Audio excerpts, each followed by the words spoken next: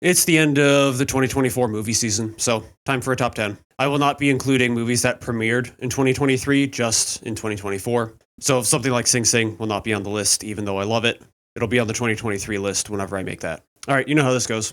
Top 10. Number 10, Rebel Ridge. I did a video on this one already. Basically, I really like the flavor of One Man Army movie. I like the way he's dedicated to non-lethal combat. I like the way he's dedicated to kind of like doing things the right way, so to speak, through legal channels.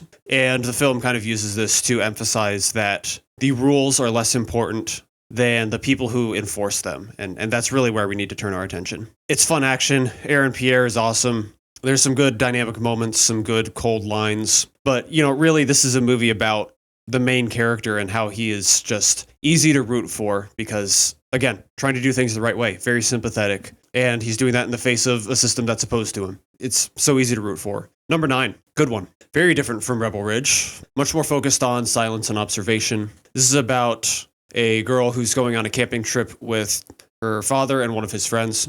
It's a sort of coming-of-age movie, the kind where a young person gets a sort of rude awakening about the world. Lily Colias does a great job as the lead. Love the characterization of the two dads, how they both have such stereotypical dad qualities, and that's both in good and bad ways. And the main impact rides on these emotional beats that are set up. Thankfully, the characters are set up well, so I think they hit. We have time to meditate on the world, the importance of change and growth, differences between generations, empathy, all kinds of stuff. And the woodsy nature park scenery is really nice, peaceful, as is some of the score. A lot of time to contemplate, very meditative movie. Enjoyed it quite a bit. Number 8 is Kneecap. This is about an Irish rap trio called Kneecap and their journey to become a band. Maybe the most astonishing thing about the film is how the band members are in the film playing themselves, and it's really not noticeable. If I didn't know that before watching the film, probably wouldn't have occurred to me until the credits. It's impressive. It's also interesting to get a look at Ireland, which, at least for me in the US, does not get a ton of spotlight. Interesting to hear about some of that situation, some of the politics over there. There's creativity sprinkled throughout in some of the editing, some of the presentation, which isn't just filmed. There's some animation, for instance, some very fun drug sequences. The main draw, I think, is the energy and the vigor, which arrives from both the circumstances surrounding the politics and the music itself, which is performed very well. It's a lot of fun. It's a blast to hear. Kind of interesting to me, the difference, I think, between the music in the film and the music that's like on Spotify. I kind of want to double check this, but it feels to me like it was punched up a little bit for the film, which was a good choice. And if it was not punched up, then they just sell the energy so well. Number 7, A Real Pain. Here we have two cousins on a trip to Poland to explore their Jewish roots. It might sound like a typical odd couple pairing with the kind of neurotic David and the exuberant Benji, but I think this really does feel like a fresh character study. On the one hand, the film is about how different people process pain in different ways. It is also about the complexities with familial relationships. Each character is kind of magnetic and repulsive in different ways, right? I think everyone can feel themselves drawn to different aspects of different people. And it's just fascinating to watch them, to see them kind of reflect off each other, to see their desires reflected in each other and the things they want to be. It is primarily a script and performance movie, but there are, I think, some nice moments of filmmaking scattered here and there, editing and sound. Number 6 is A Different Man. This is about a man with a medical condition who gets treatment only to be emotionally undone by a different man with the same condition. Really nice music. One of my favorite scores of the year, probably like top 3 for me. Mostly the film deals with, these internal versus external ideas of self-perception and ugliness, where Sebastian Stan kind of gets this procedure to fix what he feels is the problem with him. But, he realizes from his own experience and also from seeing Oswald live his life,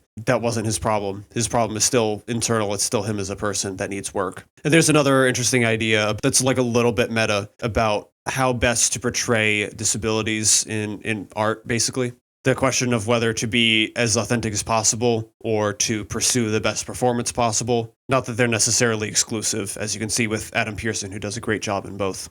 So it's just an interesting conversation that presumably the filmmakers had to work through themselves. Number 5, The Seed of the Sacred Fig. An investigator wrestles with a paranoid political landscape and the effects on his family. One of the most effortlessly tense movies I think I've seen. It just feels like an organic progression of the world, the world's ideas the whole time. And that just organically moves into areas of paranoia and some danger. You can see the ideas of extremism taking root. You can understand how the transformation would happen and why the environment would foster something like that. You can see how a hostile government can still be self-perpetuating, even though it is hostile towards the people. And I like the film's willingness to use silence and to be disciplined in what it's focusing on. The title is great, really nice thematically. And there's interesting food for thought as well on the importance of media, because you can see the impact that it has on basically two different generations and the way they view everything going on, really. It's shaped so much and informed so much by the media. Lots to chew on, lots of tension, earns its nearly 3-hour runtime well. Number 4 is Challengers. It's about tennis, it's about relationships, it's about power. It is maybe my favorite theater experience ever, part because it was such a surprise, and part because of just the strength of some of those climactic moments. The score has deservedly received plenty of attention. Probably my favorite of the year, one of the other top 3. Just so much formal exuberance. A lot of cool editing moments, shot choices. The tennis especially is frequently shot in varied ways, energetic ways, eye-catching ways. And the energy in the film isn't just technical. It's also from the performances, from the chemistry. Love all 3 leads. I love the ways they interact with each other, the things their characters kind of silently say about each other, and verbally say about each other, I suppose. And yeah, one of my favorite cinematic climaxes at the end. Just so rewarding for me. Number 3, The Last Brunch.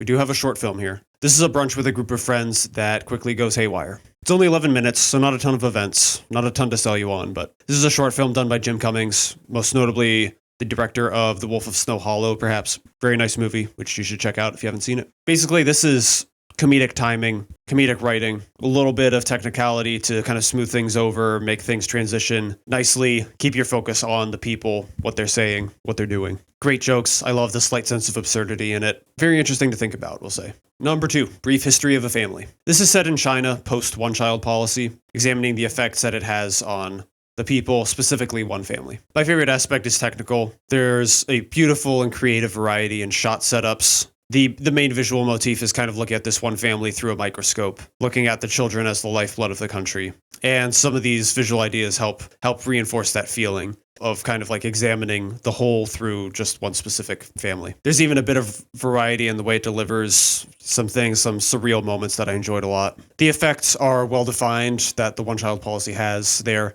seen pretty specifically in each member of the family. Each member is really a separate character that reflects different things about the way society has changed, primarily for the worse as a result. The central metaphor is thought-provoking. There's good performances all around. It's good pacing and editing, including one great piece of timing on a joke that I loved. So I don't know where you're going to find it. Unfortunately, it does not have distribution in the US. Might just be dead in the water. But if you happen to find it, watch it. And then number 1, of course, is Flow.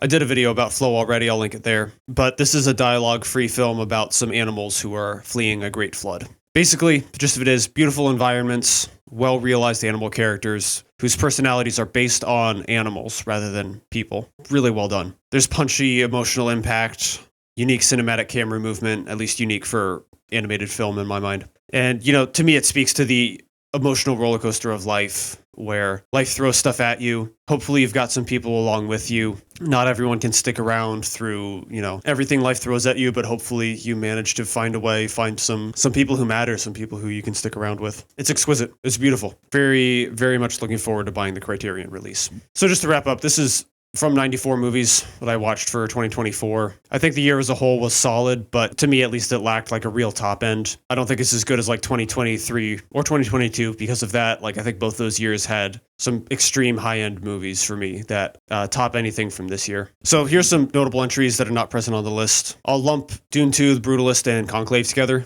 I liked all 3 of those pretty much equally. Those would be kind of like number 12 or something on this list. I would love to see The Brutalist on the list. I'm not opposed to a rewatch because I would like to be higher on the second half, I think. That's really the one thing that's keeping it away. Anora, don't hate it. I view it slightly positively. I suppose I just think the ideas feel a little bit listless. The humor often did not work for me.